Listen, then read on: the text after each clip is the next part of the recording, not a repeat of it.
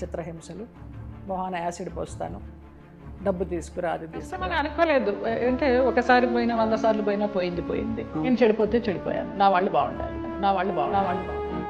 సినిమాలో హీరోయిన్ అవుదామని ఎంతోమంది అమ్మాయిలు ఇండస్ట్రీకి వచ్చి కాళ్ళు అరిగేలా తిరిగి చివరికి ఏ ఛాన్సులు దొరక్క జీవితం నాశనం చేసుకుంటారు.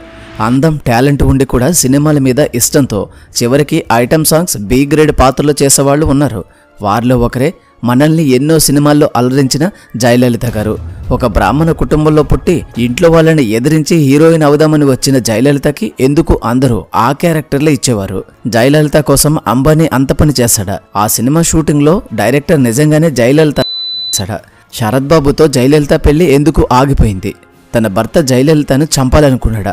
అందరు హీరోలు జయలలితను వాడుకుని వదిలేశారా అనే విషయాలను తెలుసుకోవాలి అంటే ఈ వీడియోని ఎక్కడా స్కిప్ చేయకుండా చివరి వరకు తప్పకుండా చూడండి.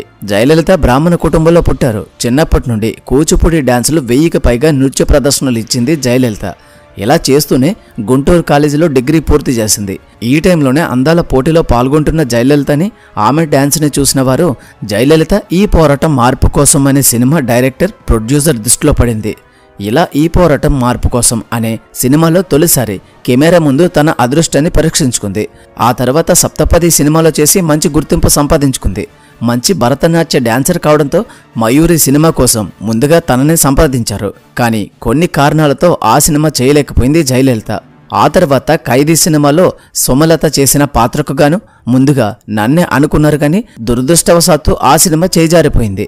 ఇలా మంచి సినిమాలు ఎన్నో ఆమె వరకు వచ్చి చివర్లో క్యాన్సిల్ అయ్యాయి.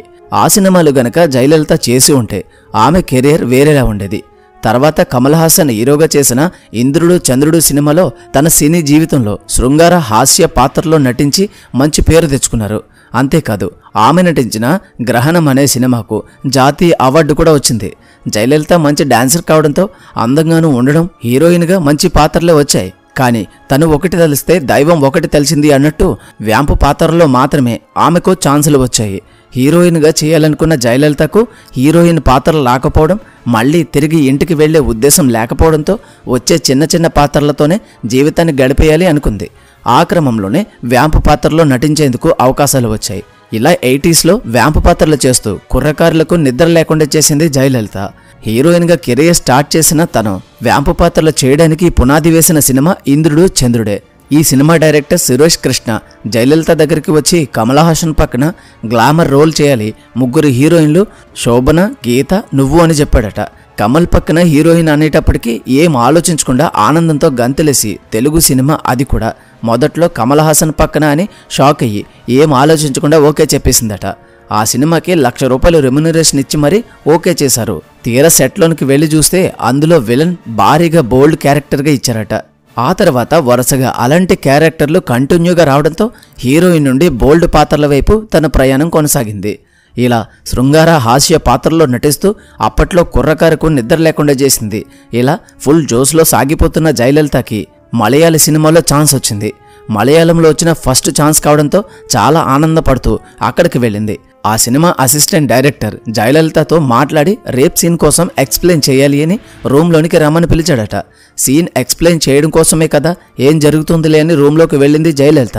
రూమ్లోకి వెళ్ళగానే డోరేసి గడియ పెట్టేశాడట అసిస్టెంట్ డైరెక్టర్. ఎంత ప్రయత్నించినా డైరెక్టర్ నుంచి తప్పించుకోలేకపోయింది. ఇలా బలహీనంగా ఉన్న జయలలితని అసిస్టెంట్ డైరెక్టర్ రేప్ చేశాడట. ఈ ఘటన ఇప్పటికీ జయలలిత జీవితంలో మాయని మచ్చగా మిగిలిపోయిందట. గుర్తొచ్చినప్పుడల్లా ఇప్పటికీ భయంతో వణుకుపోతుందట జయలలిత. అత్యాచారం చేసినవాడు ప్రస్తుతం ప్రాణాలతో లేడు. 6 నెలల్లోనే చనిపోయాడట.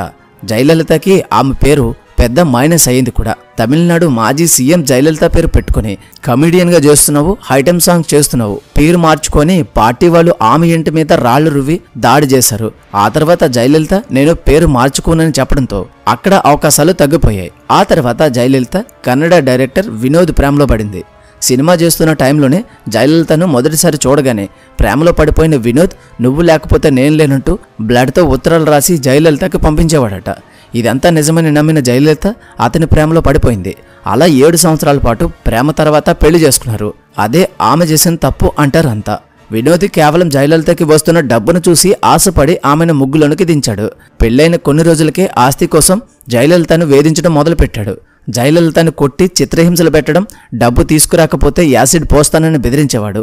ఎంతైనా చేసుకున్న భర్త కావడంతో అతని అప్పులు చాలా వరకు తీర్చారు జయలలిత. దాదాపుగా 50 లక్షల రూపాయలతో పాటు నగలు మొత్తం పోగొట్టుకుంది జయలలిత. అయినా సరే వినోద్లో ఎలాంటి మార్పు రాలేదు. అతను చేసిన అప్పులు తీర్చినా సరే ఇంకా డబ్బు కావాలి అంటూ వేధింపులు మొదలుపెట్టాడు. దీంతో తన బాధనంతా నటుడు చలపతిరావుకి చెప్పి జయలలిత కన్నీళ్లు పెట్టుకునేది. దీంతో చలపతిరావు పరుచూరి గోపాలకృష్ణ సినిమాల్లో వేషాలు ఇప్పిస్తామని ఆ ఇంటిని వదిలేసి వచ్చేయని సలహా ఇచ్చారు. అలా వారిద్దరి సహాయంతో వినోది ఇంటిని వదిలి వచ్చేసింది. ఆ తర్వాత కోర్టుకు వెళ్లి విడాకులు తీసుకుంది జయలలిత. చలపతిరావు పరుచూరి గోపాలకృష్ణ సహాయం చేసి ఉండకపోతే ఈపాటికి చనిపోయి ఉండేదాన్నని ఆమె తలుచుకుని బాధపడేది. ఇకపై మళ్లీ ప్రేమ పెళ్లి జోలికి వెళ్లకూడదు అని గట్టిగా నిర్ణయించుకుంది. ఇక భర్త నుండి విడాకులు తీసుకున్నాక సినిమాల్లో బిజీ అయిపోయింది. అయితే ఓసారి జయలలిత డాన్స్ వీడియోని చూసిన ముఖేష్ అంబానీ తండ్రి ధీరుభాయ్ అంబానీ ఫిదా అయిపోయారట. ఇక అప్పటి నుండి జయలలిత వెనక పడ్డం మొదలు పెట్టారట.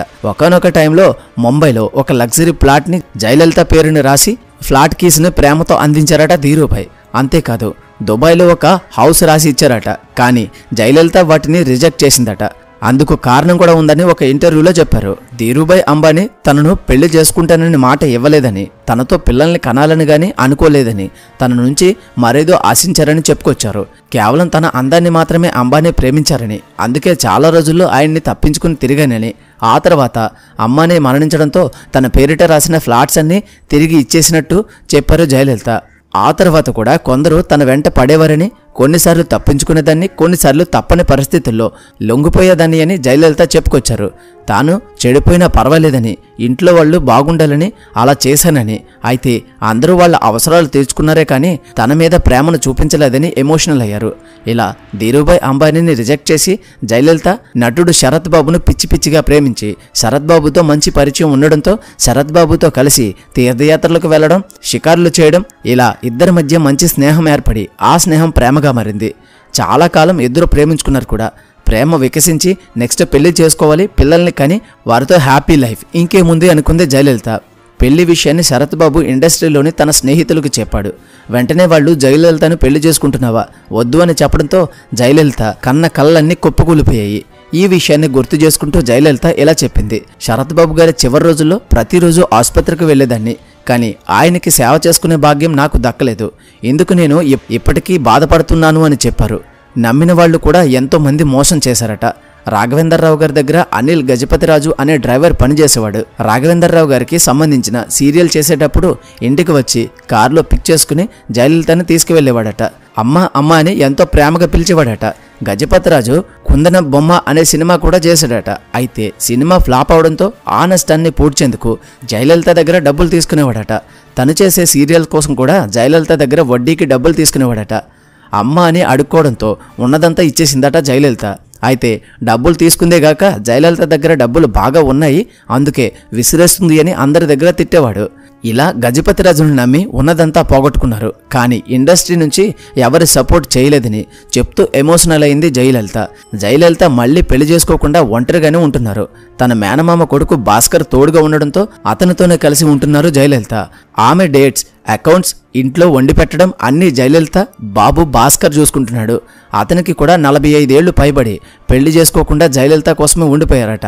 సినిమాల్లోనికి రావాలనుకునే అమ్మాయిలకు మీరేం చెప్తారు అంటే, బాగా చదువుకుని మంచి వ్యక్తిని పెళ్లి చేసుకోండి, సినిమాల్లోకి రావాలని అనుకుంటే మాత్రం రావద్దని మాత్రం ఖచ్చితంగా చెప్తా.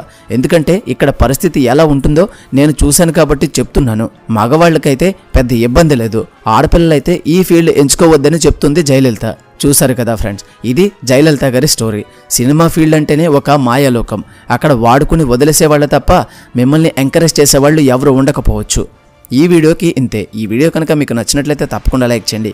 అలాగే మరిన్ని మంచి వీడియోస్ కోసం మన ఛానల్ని సబ్స్క్రైబ్ చేసుకుని పక్కన ఉన్న బెల్ ఐకాన్ ఆల్లో పెట్టుకోవడం మర్చిపోవద్దు. మళ్ళీ మరొక మంచి వీడియోతో కలుద్దాం. Until then thank you, bye, జై హింద్.